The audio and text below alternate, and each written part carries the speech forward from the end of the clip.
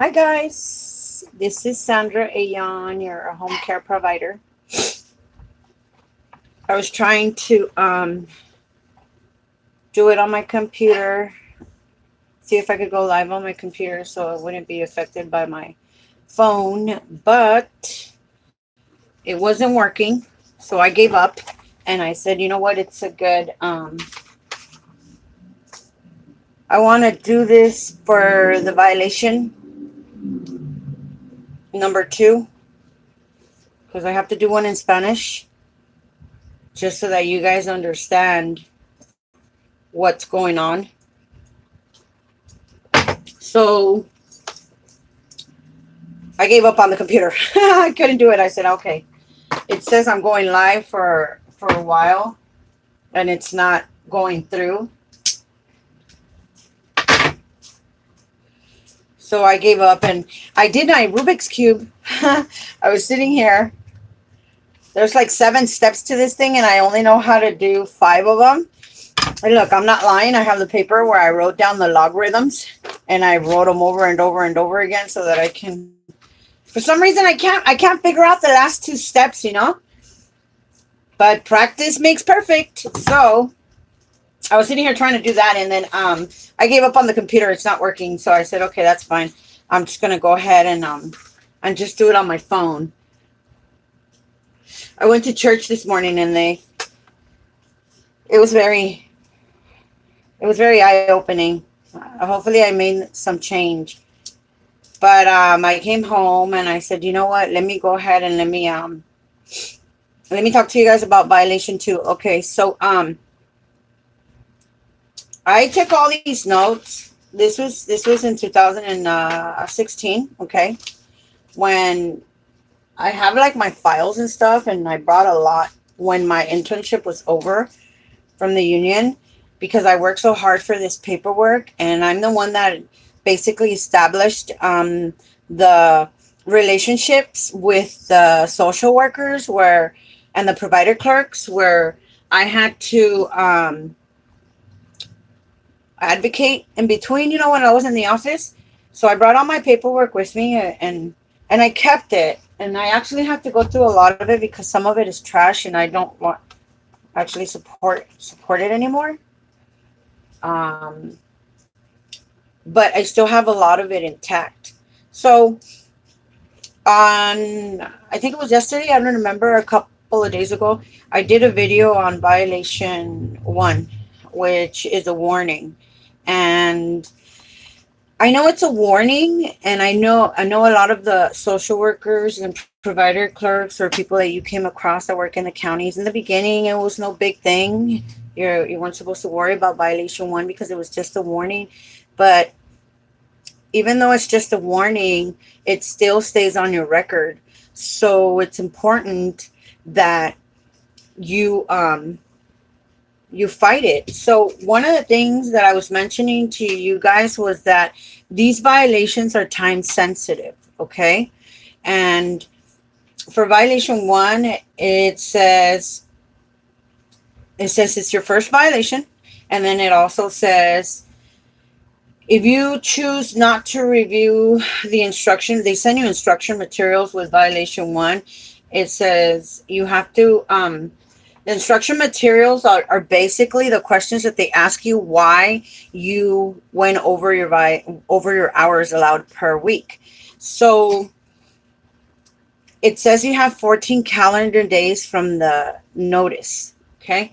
Now this specific, and I'm not going to show it to you guys because I have a name here.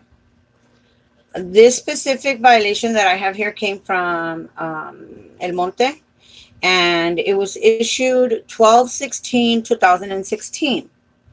Okay, so from the 16th of December, you had this particular person had 14 days to submit the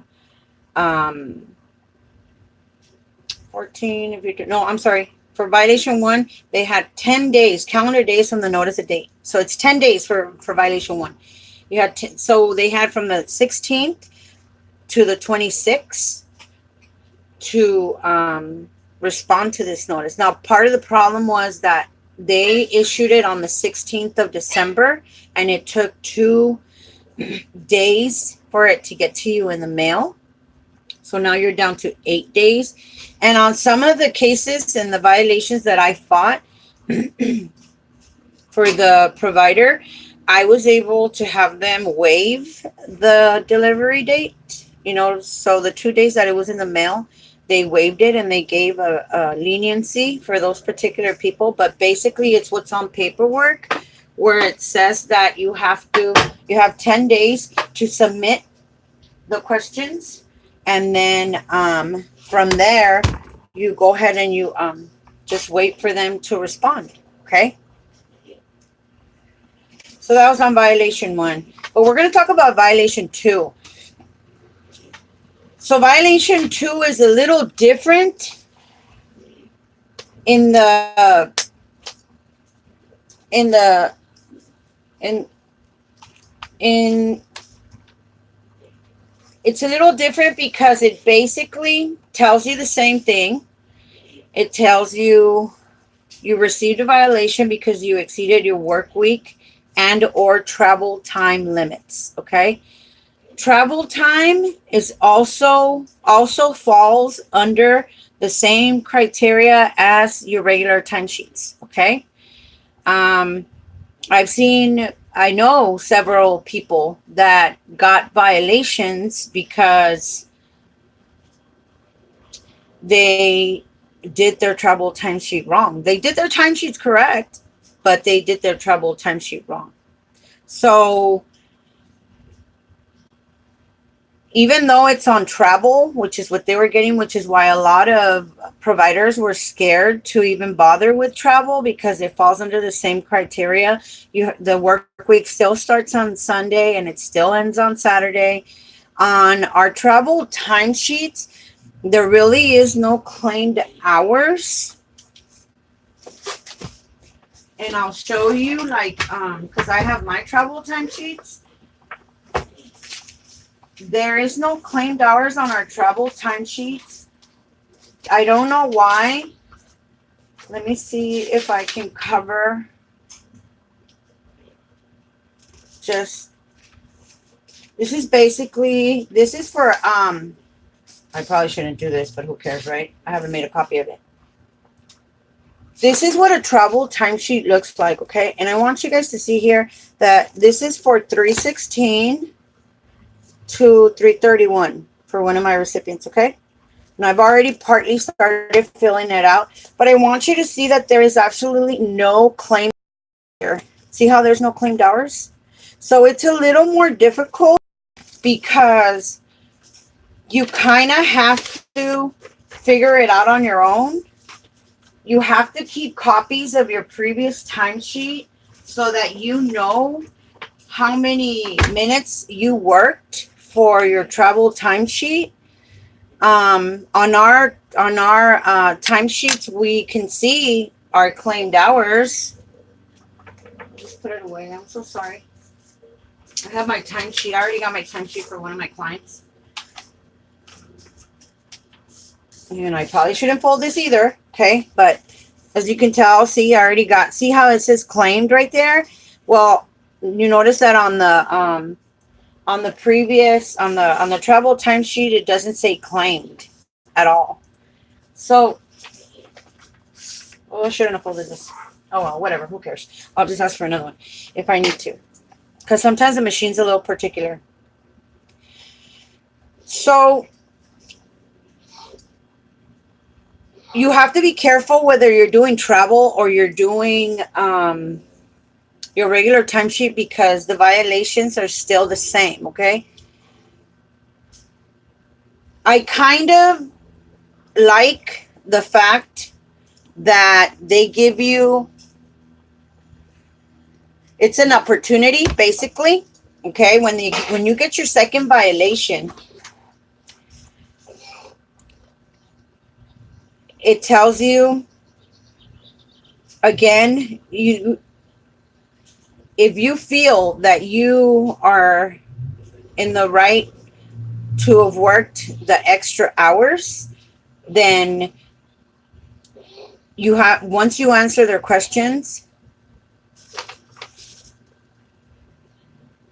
you can fight. You can fight it, okay? But what the county is looking for is three criterias. And when I made the violation video for the first violation, the video for the first violation, I was basically going off what I remember. But I want to read this to you guys because this is what they're looking for. And I didn't give them to you in the order, but now I'm going to give them to you the order that they're listed. So basically, when you make your second violation, it's the criteria that the county is looking to pardon you or rescind the violation that they gave you are the following, and there's only three.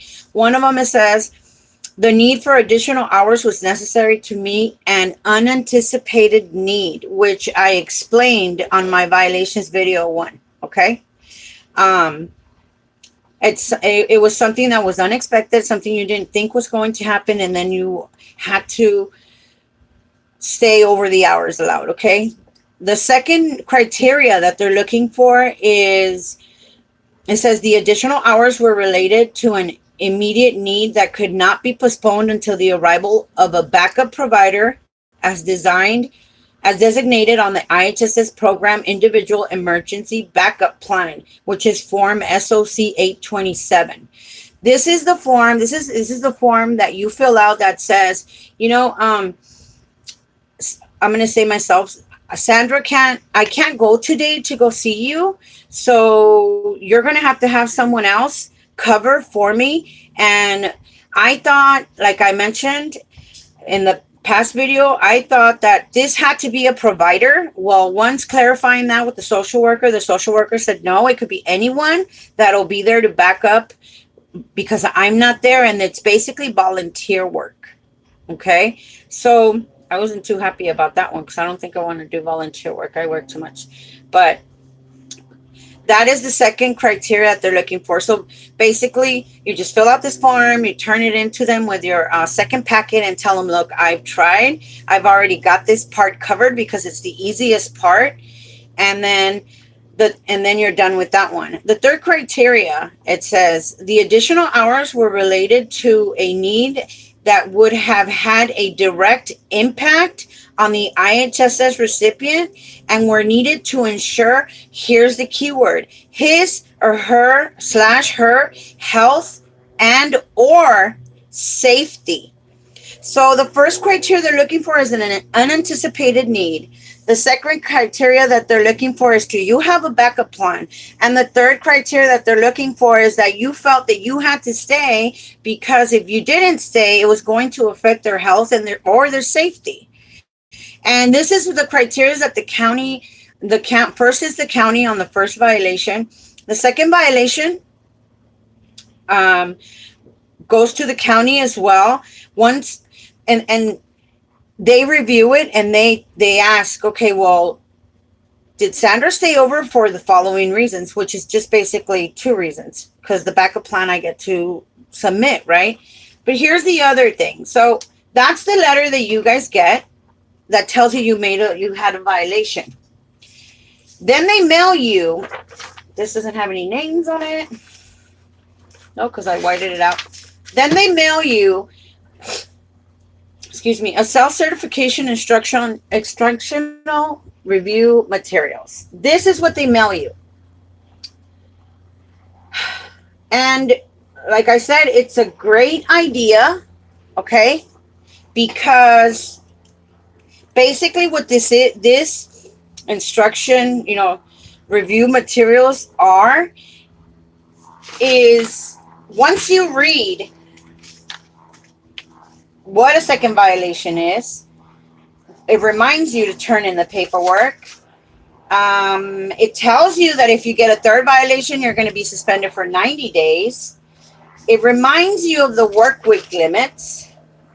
It tells you how to adjust your hours and if you're getting paid regular time or overtime. And if you work for multiple recipients. It also includes travel time limitations.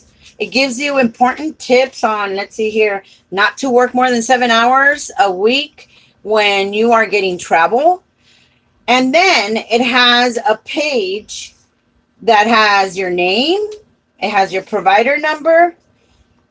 And it's basically high temperatures. Oh, my phone's on high temperatures. It basically tells you, again, reiterates, do not work more than 66 hours if you have more than one recipient. Do not work more than 7 hours if you have travel time.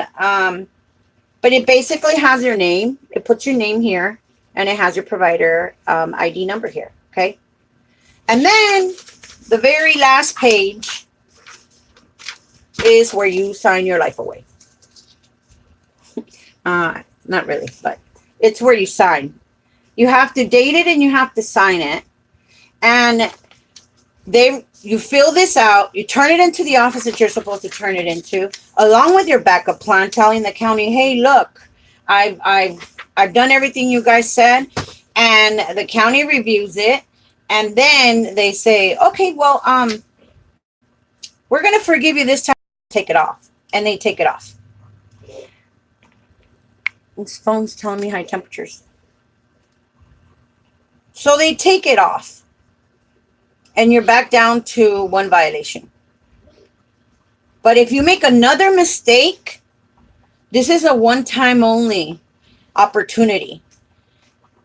If you make another mistake, even though you've already turned in the pardon for the second violation, now you have 2 violations. If you make another mistake, now it becomes a 3rd violation, and that's where they suspend you for 90 days. So I wanted to tell you guys about this because it's important. A lot of the providers that I've talked to, that I've ran across, when they've told me I have 2 violations, how come no one ever told me about this paperwork? I wish I would have known. Well, you only have, and when you get your violation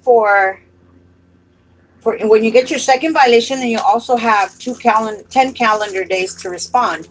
This particular violation was issued on September 14, 2016. And that person had 10 days until the 24th to turn it in.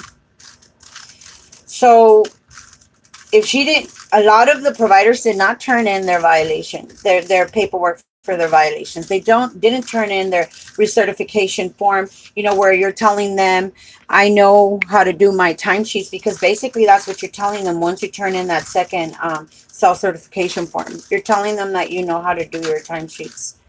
And unfortunately, many of them don't, which is why I went ahead and I started doing the videos to teach you guys, because no one was doing them.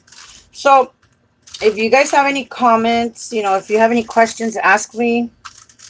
I'll tell you exactly what I remember. I have the paperwork in front of me. But that's what a second violation is. It gives you the opportunity to sign and date and tell the county, you know what, I made a mistake. I'm sorry. I won't do it again. It also tells you that if you have one recipient that you work for, you only answer questions 1 through 5. If you have 2 recipients or more, then you answer questions 6 through 11. And they're basically repetitive. And I don't have here. I don't have one. I don't have the questions that they ask you. But I can get them, because these forms are also accessible online. Okay, the violation, if you enter SOC, and that's Sam Oscar Charlie 2272, that's for violation 2. For the self-certification form, it's labeled C as in Charlie, D as in David, SS, Adult Program Division. And I just basically entered self-certification form for IHSS under the CDSS website. And that's how I was able to get it. But that's it for violation 2.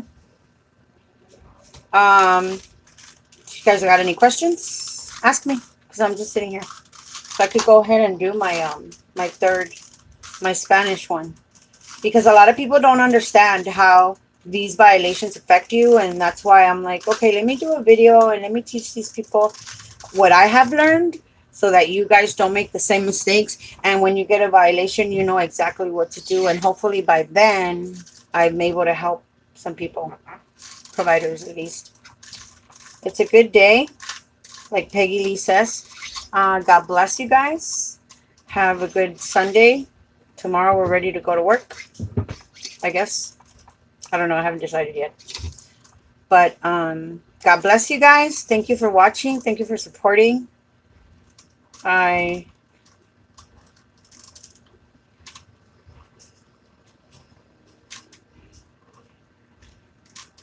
forget it. It's okay. All right. God bless you guys. Take care.